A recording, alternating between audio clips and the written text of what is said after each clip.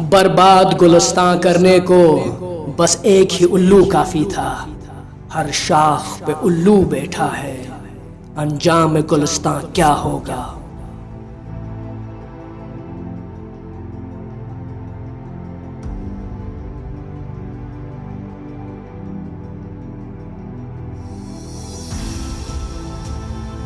वतन को कुछ नहीं खतरा, निज़ाम ज़र है खतरे में।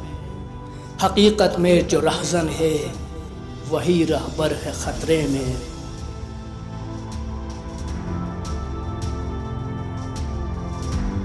जो बैठा है सफ़े मातम बिछाए मर्ग ज़ुल्मत पर, वो नोहागर है खतरे में, वो दानिशवर है खतरे में।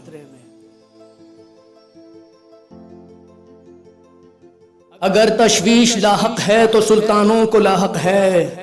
न तेरा घर है खतरे में, न मेरा घर है खतरे में।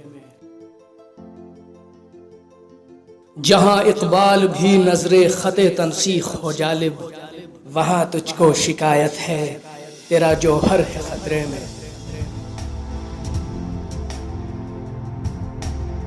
वतन को कुछ नहीं खतरा, निज़ाम ज़र है खतरे में। हकीकत में जो रहज़न है वही रहबर है खतरे में।